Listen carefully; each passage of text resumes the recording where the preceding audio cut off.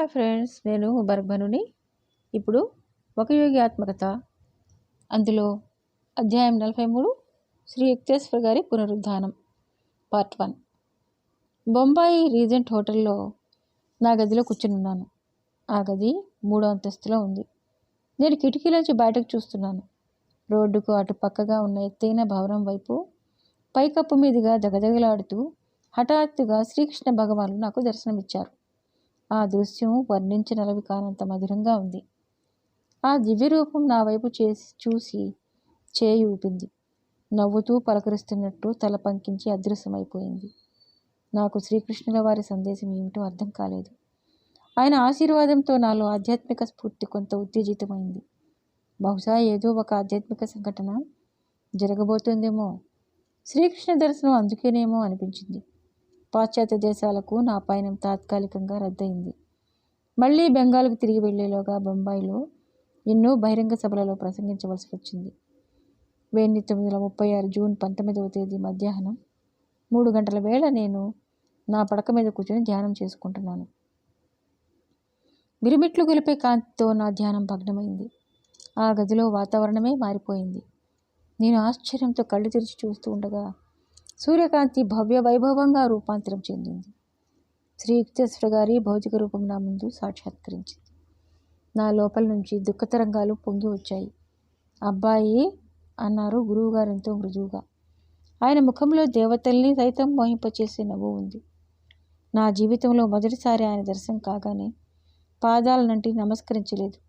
కానీ తక్షణం ఆయన్ని నా కౌగిలో బంధించాను. ఎన్నో క్షణాలు ఏకమై ఒకే ఒక్క క్షణంగా మారాయి. గడిచిన నెలల్లో నేను పడ్డ బాధంతా ఇప్పుడు నాపై కురిసే ఆ ఆనందధారతో ఎగిరిపోయినట్లుగా ఉంది. నా గురువా, నా దైవమా, నా హృదయమా, నన్ను వదిలిపోయారెందుకని పట్టరాని ఆనందంతో నా మాటలు తడబడ్డాయి. నన్ను కుంభమేళాకు ఎందుకు వెళ్ళనిచ్చారు? మిమ్మల్ని వదిలి వెళ్ళినందుకు నేనెంతో కూలిపోయాను తెలుసా అన్నాను. నువ్వు ఎంతో సంతోషంగా బాబాజీ దర్శనం అవుతుందని ఆశపడుతున్నావు. నేను బాబాజీ మొదటిసారిగా కలిసిన చోటును యాత్రాస్థలంగా భావించి చూడాలని కుతూహలపడుతున్నావు. నాకు నీ సంతోషానికి అడ్డుపడాలని అనిపించలేదు. అయినా నేను నిన్ను వదిలివేసింది ఎంతసేపు? మళ్ళీ నేను నీతోనే ఉన్నాను కదా అన్నారు. మీరేనా గురువుగారు? మీరు ఆ శరీరంతోనే, నేను ఆ పూరిలోని ఇసుకలో సమాధి చేసిన ఆ శరీరంతోనే ఉన్నారా అని ప్రశ్నించాను. వచ్చా? అవును, నేను నేనే. రక్తమాంసయుత శరీరమే ఇది. నాకు అది వాయు రూపమే. నీ కళ్ళకు మాత్రం భౌతిక రూపం. బ్రహ్మాండంలోని పరమాణువులతో ఈ కొత్త శరీరాన్ని సృజించాను. సరిగా బ్రహ్మాండ స్వప్నంలోని భౌతిక శరీరంలాగా, అంటే నీ స్వప్న ప్రపంచంలోని పూరిలో స్వప్నమయమైన ఇసుకలో సమాధి చేసిన స్వప్న శరీరంలాగే దీన్ని సృజించాను. సత్యం చెప్పాలంటే నేను పునరుద్ధానం చెందాను. అంటే భూమి మీద కాదు, వేరొక అంటే భౌతికేతర గ్రహం మీద పునరుద్ధానం చెందాను. అక్కడ నివసించేవారు భూమి మీద ఉన్న మానవజాతి కంటే ఎక్కువగా నా ఉన్నత స్థాయిని అందుకోగల శక్తి గలవారు. అక్కడికి నువ్వు ఔన్నత్యాన్ని సాధించిన నీలాంటి వారు ఎప్పుడో ఒకప్పుడు వచ్చి నా దగ్గర ఉంటారు అన్నారు. ఓ అమృత గురు, నాకు ఇంకా చెప్పండి అన్నాను. గురువుగారు పరిహాసపూర్వకంగా కిలకిలా నవ్వారు. నాయన, నీ పట్టు కొంచెం సడలిస్తావా అన్నారు. కొంచెం అంటే కొంచెమే అన్నాను. నేను ఆయన్ని భల్లూకంలా పట్టుకుని ఉన్నాను. ఆయన శరీరానికి సహజసిద్ధంగా పూర్వం నుండి ఉండే ఆ సున్నితమైన వాసని ఇప్పుడు కూడా ఉండటం నేను గమనించాను. ఆ మధురమైన గడియల్ని తలుచుకుంటే ఇప్పుడు కూడా ఆ దివ్య భౌతిక శరీర స్పర్శ నా బాహుల లోపల అరచేతుల్లోనూ ఉన్నట్లుగానే ఉంటుంది. మానవులు తమ కర్మాన్ని అనుసరించి ప్రవర్తించేటప్పుడు సహాయంగా ఉండటానికి భగవంతుడు ప్రవక్తలను భూమి మీదకి ఎలా పంపుతాడో అలాగే ఈ భౌతికేతర గ్రహానికి ఆ గ్రహవాసుల రక్షకునిగా నన్ను పంపారు. ఈ లోకాన్ని హిరణ్యలోకం అంటారు. ఇక్కడ నేను ఉన్నతాత్ములకు భౌతికేతర కర్మల నుంచి ముక్తి కలిగించి భౌతికేతర పునర్జన్మల నుంచి ముక్తి పొందడంలో సహాయపడుతున్నాను. ఈ లోకవాసులు ఆధ్యాత్మికంగా ఎంతో పురోగతి సాధించిన వారు. వీరందరూ తమ తమ గత జన్మలలో భూమి మీద ధ్యానం వల్ల శక్తిని పొంది ఇచ్ఛామాత్రంగా శరీరాన్ని త్యజించగల శక్తిని సాధించిన వారు. సవికల్ప సమాధి కంటే ఉన్నత స్థితి అయిన నిర్వికల్ప సమాధిలోకి ప్రవేశించే స్థాయికి ఎదిగిన వారికే హిరణ్యలోకంలో ప్రవేశం ఉంటుంది. ఈ హిరణ్యలోకవాసులందరూ ఇప్పటికే సాధారణ భౌతికేతర క్షేత్రాలను దాటుకుని వచ్చారు. ఇంచుమించుగా భూమి మీద మరణించిన వారందరూ తమ గత కర్మలను అనుభవించడానికి అక్కడికే వెళ్ళవలసి ఉంది. అక్కడ భౌతిక ప్రపంచంలో తమ గత కర్మ బీజాలను ఎన్నింటినో వదిలించుకున్న వారు, ఎంతో పురోగతి సాధించిన జీవులు మాత్రమే భౌతికేతర ప్రపంచంలో ఇలా కర్మముక్తిని సాధించగలరు. అప్పుడు వారి వారి భౌతికేతర సూక్ష్మ శరీరాలలో ఇంకా మిగిలిపోయిన కర్మ క్లేశాలను పూర్తిగా తొలగించి ముక్తి కలిగించడానికి ఈ ఉన్నత జీవులందరూ విశ్వనియమానుసారంగా కొత్త భౌతికేతర శరీరాలతో హిరణ్యలోకంలో పునర్జన్మ పొందుతారు. దీన్ని భౌతికేతర సూర్యగ్రహం లేదా స్వర్గం అనవచ్చు. ఇక్కడే నేను పునరుద్ధానం పొందాను. వీరికి సహాయపడటమే నా పరమార్థం. ఇక్కడ ఉన్నత జీవులలో ఊర్ధ్వ అధో కారణలోకాల నుంచి వచ్చిన వారు ఉన్నారు. ఈ పాటికి నా మనసు గురువుగారి మనసుతో సరిగా అనుసంధానమై ఉంది. ఆయన నాకు ఈ విషయాలన్నింటినీ కొంత భాషాపూర్వకంగా మరికొంత ఆలోచన చిత్రాల ద్వారా తెలియజేస్తున్నారు. ఆ విధంగా నేను ఆయన ఇస్తున్న సమాచారాన్నంతా చాలా త్వరగా తెలుసుకోగలుగుతున్నాను. నువ్వు పురాణాల్లో చదివిన విషయం గుర్తుండే ఉంటుంది. భగవంతుడు మానవుల ఆత్మలను 3 శరీరాలను నిక్షిప్తం చేశాడు. ఒకటి కారణ శరీరం, 2 సూక్ష్మ శరీరం, ఇది మానవుని మానసిక ఉద్వేగ స్వభావాల కేంద్రం. 3వది భౌతిక శరీరం. భూమి మీద మానవుడు ఇంద్రియాలను కలిగి ఉంటాడు. ఒక భౌతికేతర జీవి తన చేతనతో, భావాలతో, లైఫ్ ట్రాన్లతో చేసిన శరీరంతో పనిచేస్తాడు. కారణ శరీరం గల జీవులు కారణం లేదా ఐడియా, పరమానందకరమైన ఆలోచన నక్షత్రాలలో ఉండిపోతారు. ఈ కారణ ప్రపంచంలోకి ప్రవేశించడానికి ఆయత్తమవుతున్న జీవులకు సహాయపడమే నా పని అని వివరించారు. గురువుగారు, నాకు ఇంకా భౌతికేతర ప్రపంచం గురించి చెప్పండి అని అడిగాను. నేను ఆయన కోరిక మీద కొంచెం పట్టు సడలించినా నా చేతులు ఇంకా గురువుగారిని చుట్టుకునే ఉన్నాయి. అవును, అది ఖజానాల్లోకెల్లా విలువైన ఖజానా. మా గురువుగారు, నా కోసం మరణాన్ని పరిహసించి వచ్చిన మా గురువుగారు. భౌతికేతర జీవులు ఎలా ఉన్నారో భౌతికేతర గ్రహాలు కూడా అలాగే ఉన్నాయి. గురువుగారు మళ్ళీ ప్రారంభించారు. అక్కడ నివసించేవారు భౌతికేతర విమానాలను, అంటే కాంతి పుంజాలను ఉపయోగించి ఒక గ్రహం నుంచి మరో గ్రహానికి ప్రయాణిస్తూ ఉంటారు. రేడియోధార్మిక శక్తి కంటే, విద్యుత్ శక్తి కంటే అవి వేగంగా ప్రయాణిస్తాయి. ఈ భౌతికేతర విశ్వం వివిధ రంగుల కాంతుల ప్రకంపనాలతో ఏర్పడుతుంది. ఇది భౌతిక ప్రపంచం కంటే 100 రెట్లు పెద్దది. విశాల విస్తృత కాంతిమయ భౌతికేతర గోళాకృతి అనే బెలూన్కి కట్టిన చిన్న బరువైన సాంద్రమైన బుట్టల ఈ భౌతిక సృష్టి అంతా వేలాడుతూ ఉంటుంది. ఎన్నో సూర్య నక్షత్ర మండలాలు అంతరిక్షంలో తిరుగుతూ ఉన్నట్లే అక్కడ కూడా లెక్కలేనన్ని భౌతికేతర సూర్య నక్షత్ర మండలాలు ఉన్నాయి. వాళ్ళ గ్రహాలకు భౌతికేతర సూర్యులు చంద్రులు ఉన్నాయి. ఈ భౌతిక గ్రహాల కంటే అవి ఎంతో అందమైనవి. ఈ భౌతికేతర కాంతులు ఉషఃకాలపు ఉత్తరపు గాలుల్ని పోలి ఉంటాయి. లలిత కిరణాలు గల చంద్రోదయ కిరణ కాంతుల కంటే సూర్యోదయ కిరణకాంతులు ఎంతో ఉజ్వలంగా ఉంటాయి. ఈ భౌతికేతర గ్రహాలలోని పగలు రాత్రి భౌతిక ప్రపంచపు పగళ్ళు రాత్రుల కంటే దీర్ఘమైనవి. ఈ ప్రపంచం అనంత సౌందర్యభరితంగా ఉంటుంది. శుభ్రంగా, స్వచ్ఛంగా, పద్ధతిగా ఉంటుంది. ఇక్కడ మృతగ్రహాలు, బీడు స్థలాలు లేవు. భూగోళంలో ఉండే నాచు, జీవాణువులు, కీటకాలు, పాములు ఇక్కడ లేవు. భూమి మీద ఉండే రకరకాల వాతావరణాలు, ఋతువులు ఉండవు. ఈ భౌతికేతర గ్రహాలలో ఎప్పటికీ వసంత ఋతువే ఉంటుంది.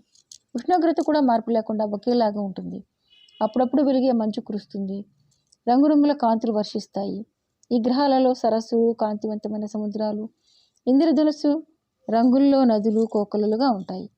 సాధారణ భౌతికేతర విశ్వంలో లక్షలాది భౌతికేతర జీవులు ఉన్నారు. ఈ సూక్ష్మతరమైన భౌతికేతర స్వర్గం హిరణ్యలోకం కాదు.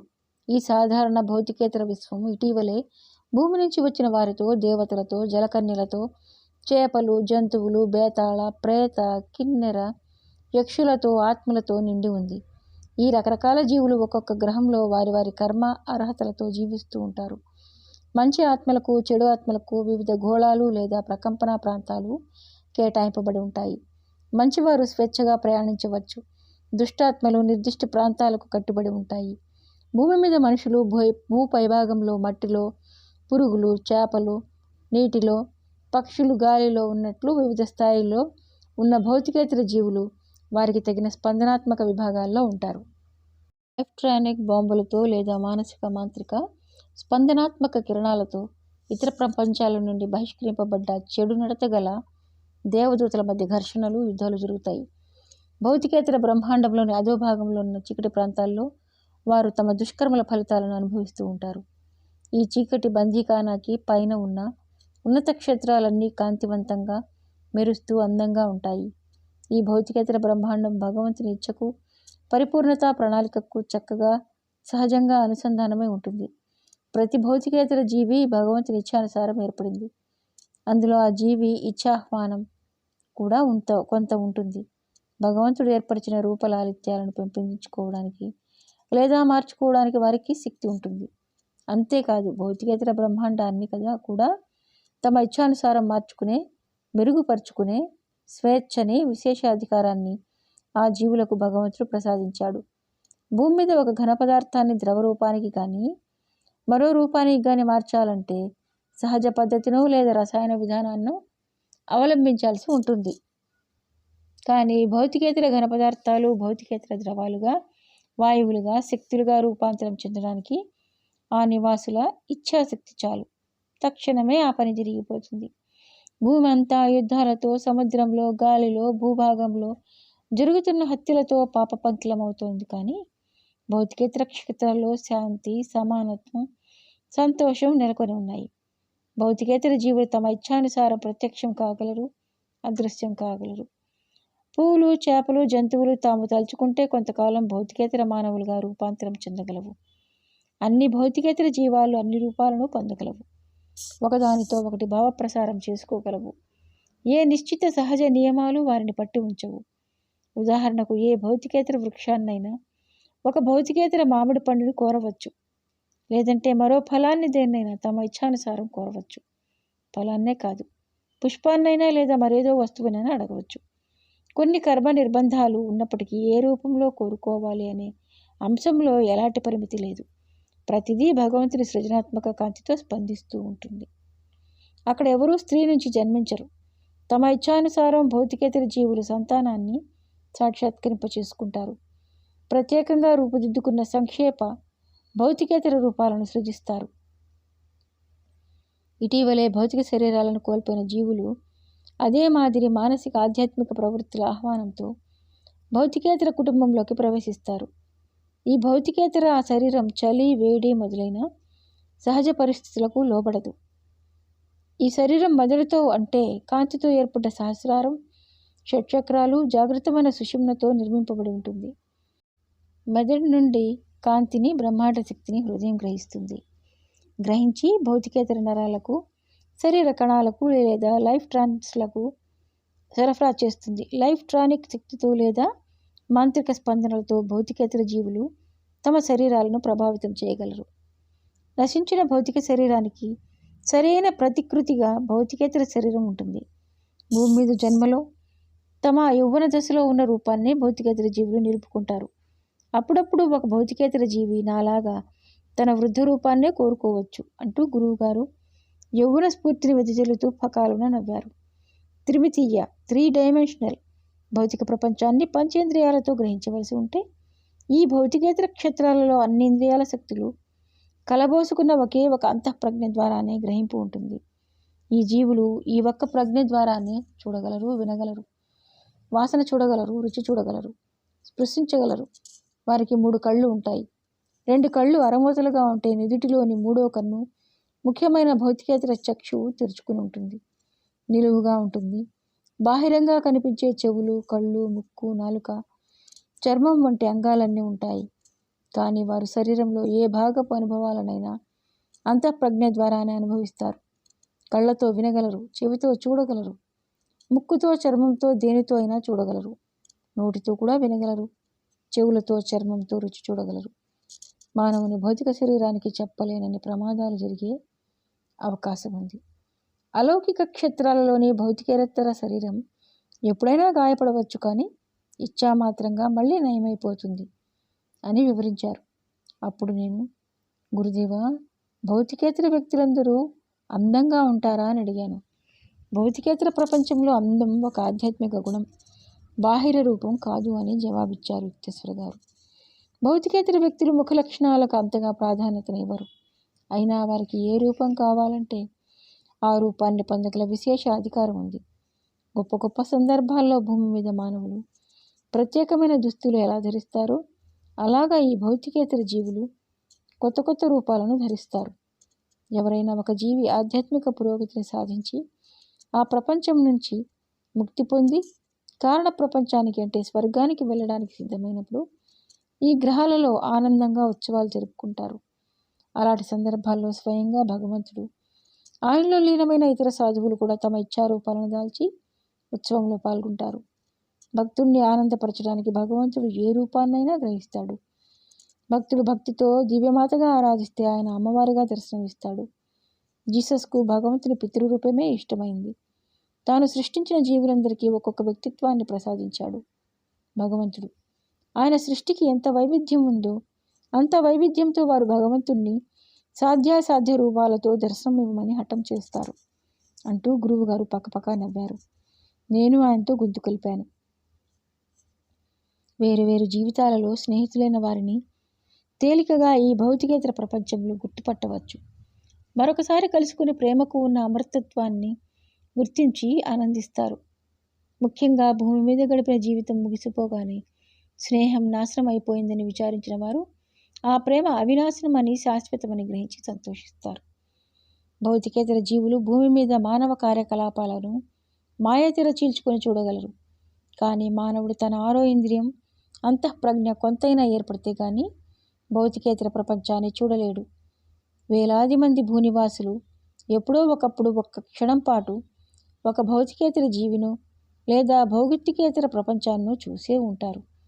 సుదీర్ఘమైన వగళ్లతో రాత్రుల్లో కూడా ఆ జీవులు మేలుకునే ఉంటారు. బ్రహ్మాండ ప్రభుత్వంలోని చిక్కు సమస్యల్ని విడదూస్తూనూ భూనివాసులై చెడుతోవలు పట్టిన తమ కుమారులను పాపభారం నుంచి రక్షిస్తూనూ ఉంటారు. వారు నిద్రించినప్పుడు అప్పుడప్పుడు కల వంటి దర్శనాలను పొందుతారు. సాధారణంగా వారి మనసులు ఉన్నతోన్నత నిర్వికల్ప సమాధిలోని ఆనందంలో లీనమై ఉంటాయి. భౌతికేతర ప్రపంచంలోని అన్ని భాగాల్లోనూ నివసించేవారు ఇంకా మానసిక బాధలను పొందుతూనే ఉంటారు. తమ ప్రవర్తనలోని సత్యదర్శనంలో కానీ ఏ విధమైన పొరపాటు దొరికినా ఈ అభివృద్ధి చెందిన సున్నిత మనస్కులైన జీవులు చాలా బాధపడతారు. ఆధ్యాత్మిక నియమానికి పరిపూర్ణంగా మనోవాక్కాయ కర్మల బద్ధులై ఉంటారు. వీరి మధ్య భావ ప్రసారం సాధారణంగా దూరదర్శనం, పరేంద్రియ జ్ఞానం ద్వారా జరుగుతూ ఉంటుంది. భూజీవులకు ఆలోచనలో, మాటలో, రాతలో వచ్చే అపార్థాలు, తికమకలు ఈ విధంగా ఈ హిరణ్యలోకంలో పరిహరింపబడ్డాయి. చలనచిత్రంలో తెరమీది బొమ్మల చర్యలన్నీ మానవుల మాదిరిగా ఉన్నప్పటికీ అవి ఎలా శ్వాసించలేవో అలాగే భౌతికేతర జీవులు తెలివిగా సమన్వయపరిచిన కాంతి రూపాలుగా పనిచేస్తారు. వారికి ఆక్సిజన్తో పని లేదు. మానవుడు భూమి మీద ఘన పదార్థాలు, ద్రవ పదార్థాలు, వాయువులు వీటి శక్తులతో పని లేకుండా నిలబడలేడు. భౌతికేతర జీవులు మౌలికంగా బ్రహ్మాండ కాంతిపై ఆధారపడి జీవిస్తారు. గురుగారు, వారు ఏం తింటారు అని అడిగాను. మురళీగానం లాంటి మధుర స్వరంతో గురువుగారు ఆ అతీంద్రియ లోకం గురించి వివరిస్తూ ఉంటే నేను సర్వాత్మనాదాన్ని గ్రహిస్తున్నాను. భౌతిక ఇంద్రియాల ద్వారా గ్రహించిన అనుభవాలు, వాటి ప్రభావాలు తాత్కాలికంగా, సాపేక్షంగా నిజాలైన అవి కాలక్రమాన జ్ఞాపకాలలో తమ స్పష్టతను కోల్పోతాయి. కానీ అధిచేతనావస్థలో కలిగిన బోధ శాశ్వతం, మార్పు లేకుండా ఉండిపోతుంది. మా గురువుగారి మాటలు నా అస్తిత్వం మీద శాశ్వత ముద్ర పడిపోయాయి. నేను ఎప్పుడైనా నా మనసును అధిచేతనా స్థితికి తీసుకువెళ్ళి ఆ దివ్యానుభవాన్ని స్పష్టంగా గ్రహించగలను. ఆ భౌతికేతర భూమిలో వెలిగే కాంతి కిరణాల వంటి కూరగాయలు, కోకలలు, వాటిని తిని సెలయేళ్లలో, నదులలో ప్రవహించే మధురమైన మకరందం వంటి నీటిని తాగుతారు. వాతావరణంలో అదృశ్యంగా ఉన్న రూపాలను టెలివిజన్ తెర మీద తలుచుకున్నప్పుడు చూసి తర్వాత వాటిని మళ్ళీ అంతరిక్షంలోకి పంపివేసినట్లుగా భగవంతుడు రూపారేఖ మాత్రంగా సృజించిన పాదపాలు, కూరగాయలు అదృశ్య క్షేత్రాలలో తేలియాడుతూ ఉంటాయి. గ్రహవాసులు ఇచ్ఛామాత్రంగా వాటిని గ్రహించగలరు. అదేవిధంగా వారి సంకల్పమాత్రంగా సువాసన భరిత పుష్పాలు, విశాలమైన తోటలు ప్రత్యక్షమై అదృశ్యమవుతూ ఉంటాయి. స్వర్గతుల్య హిరణ్యలోకం వంటి గ్రహాల్లోని వాసులకు ఆహారపు అవసరం ఇంచుమించుగా ఉండదు. దీనికంటే ఇంకా ఉన్నతమైన కారణ ప్రపంచంలో ముక్తి చెందిన జీవులే ఉంటారు. వారు భగవత్ ప్రసాదిత దివ్యాన్నం, పరమానందాన్ని తప్ప మరేది గ్రహించరు. భూవిముక్తి పొందిన భౌతికేతర జీవులు ఇక్కడ లెక్కలేనంత మంది బంధువర్గాన్ని తండ్రులను, తల్లులను, భార్యలను, భర్తలను, స్నేహితులను జన్మ జన్మల నుంచి సంపాదించుకున్న వారిని ఇక్కడ కలుసుకోగలరు. ఈ భౌతికేతర క్షేత్రాలలో ఎక్కడో అక్కడ ఏదో ఒక సమయంలో వారు కనిపిస్తారు. అందువల్ల ఇక్కడ నివసించే వారికి ఎవరిని ప్రత్యేకంగా ప్రేమించాలో అర్థం కాని తికమక ఏర్పడుతుంది. ఆ విధంగా సర్వులను సమానంగా ప్రేమించడాన్ని ఈ జీవులు నేర్చుకుంటారు. భగవంతుని వివిధ రూపాల అభివ్యక్తిగా, సృష్టిగా వారిని భావించగలుగుతారు. భౌతికేతర జీవులు కొత్త కొత్త కోణాలలో కొత్త కొత్త గుణాలను అలవర్చుకొని అభివృద్ధి చెంది తమ రూపాలను మార్చుకున్నప్పటికీ ఒక జీవి తనకు వివిధ జన్మలలో ప్రియమైన జీవులను తన అంతఃప్రజ్ఞాశక్తితో గుర్తించగలుగుతాడు. వారిని తమ కొత్త భౌతికేతర నివాసానికి ఆహ్వానిస్తాడు. సృష్టిలోని ప్రతి అణువుకు ఒక వ్యక్తిత్వం ఉంది. అందువల్ల ఏ ఆహార్యంలో ఉన్న ఒక నటుడిని ఎలా గుర్తుపట్టగలరు, అలాగా ఒక భౌతికేతర స్నేహితుడు తన స్నేహితుడిని గుర్తించగలుగుతాడు. ఈ గ్రహం మీద జీవితకాలం భౌతిక ప్రపంచంలోని జీవితకాలం కన్నా ఎక్కువ. భూమి మీద కాల ప్రమాణాలతో కూర్చి చూసినప్పుడు భౌతికేతర జీవుల జీవితకాలం 500 నుంచి 1000 సంవత్సరాల వరకు ఉంటుంది. భూమి మీద కొన్ని వృక్షాలు లక్షలాది సంవత్సరాలు బతికినట్లుగా మామూలు మానవులు తమ 60 సంవత్సరాల వయసులో మరణిస్తూ ఉంటే, యోగులు వందలాది సంవత్సరాలు బతికినట్లుగా కొందరు భౌతికేతర జీవులు కూడా అసాధారణ కాలం ఈ గ్రహం మీద జీవిస్తారు. భౌతిక ప్రపంచంలో వారు చేసిన కర్మల భారం వారిని నియతకాలంలో భూమి మీదకు లాగివేసేదాకా ఒక్కొక్క జీవి ఈ గ్రహం మీద జీవిస్తాడు. తన ప్రకాశవంతమైన శరీరాన్ని వదిలివేసేటప్పుడు భౌతికేతర జీవి మరణబాధతో పోరాడవలసిన అవసరం ఉండదు. కానీ సూక్ష్మకారణ శరీరాన్ని పొందటానికి భౌతికేతర శరీరాన్ని వదిలివేసేటప్పుడు చాలామంది అధీరులవుతారు. అవాంఛిత మరణం, రుగ్మత, వృద్ధాప్యం ఈ ప్రపంచంలో ఉండవు. మానవుడు తన చేతనను సంపూర్ణంగా తమ నశ్వర శరీరంతో సంవదించుకునే భూలోకంలో ప్రతిక్షణం గాలి, ఆహారం, నిద్రల మీద ఆధారపడే శరీరమే తాను అని భావించే మానవ భూలోకంలో పైన చెప్పిన 3 శాపాలుగా ఉన్నాయి. శ్వాస నిలిచిపోవడం, శరీర అణువులు నశించిపోవడంతో భౌతిక మరణం సంభవిస్తుంది. ట్రానులు విఘటితమవడంతో భౌతికేతర మరణం సంభవిస్తుంది. ఈ లైఫ్ ట్రానులే శక్త్యంగాలుగా ప్రకటమై భౌతికేతర జీవులు సజీవంగా ఏర్పడతాయి. భౌతిక మరణం సంభవించినప్పుడు జీవి శరీర చేతనను కోల్పోతాడు. భౌతికేతర ప్రపంచంలో సూక్ష్మ శరీర జ్ఞానాన్ని పొందుతాడు. తగిన సమయంలో భౌతికేతర మరణం పొంది ఆ జీవి మళ్ళీ భౌతిక జనన మరణాల్లోకి పయనిస్తాడు. ఈ విధంగా జ్ఞానోదయం కాని జీవులందరూ భౌతికేతర ప్రపంచాల చక్రభ్రమణంలో తిరుగుతూనే ఉంటారు. అది వారికి తప్పని తలరాత.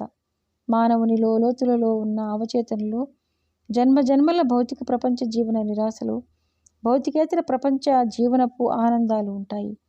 మన పురాణాల్లో ఉన్న స్వర్గ నరక వర్ణనలు ఈ జ్ఞాపకాల పొరలకు ప్రేరణనిస్తాయి. ఇక్కడ నేను గురువుగారిని ఒక ప్రశ్న వేశాను. భూమి మీద ఉన్న పునర్జన్మకు భౌతికేతర కారణ పునర్జన్మలకు మధ్య తేడాని స్పష్టంగా చెప్పండి అన్నాను. మౌలికంగా మానవుడు వ్యక్తిత్వం ఉన్న ఆత్మ అవడం వల్ల కారణ శరీరి. ఈ కారణ శరీరం భగవంతుని 35 ఆలోచనల సంపుటి. వీటిలోంచి గ్రహించిన 19 మూల ద్రవ్యాలతో సూక్ష్మతరమైన భౌతికేతర శరీరాన్ని, 16 మూల ద్రవ్యాలతో స్థూల భౌతిక శరీరాన్ని రూపొందిస్తాడు. భౌతికేతర శరీరంలోని ద్రవ్యాలు 19. మానసిక ఉద్వేగ లైఫ్ ట్రాన్లకు సంబంధించినవి. మేధ, అహంభావం, మనసు, చేతన. ఈ 4 కాక 5 జ్ఞానేంద్రియాలు, చక్షు, శ్రవణ, గ్రహణ, రసన, స్పర్శేంద్రియాలు, 5 కర్మేంద్రియాలు ఉంటాయి. పాణి, పాద, వాక్, విసర్జన, పునరుత్పత్తి ఇంద్రియాలు. ఇవి మనసు ఇచ్చే ఆజ్ఞలను నెరవేరుస్తాయి.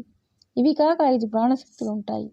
వీటికి ధారణ, గ్రహణ, విసర్జన, జీవ ప్రసరణ క్రియలను శరీరంలో జరపగల శక్తి ఉంటుంది. భౌతిక శరీరం మరణించినప్పుడు ఈ భౌతిక శరీరం 16 స్థూల ధాతువులతో, ఆధ్యాత్మిక ద్రవ్యాలతో ఏర్పడుతుంది. ఈ 19 ద్రవ్యాలు సూక్ష్మ భౌతికేతర శరీరంలోనే ఉండిపోతాయి.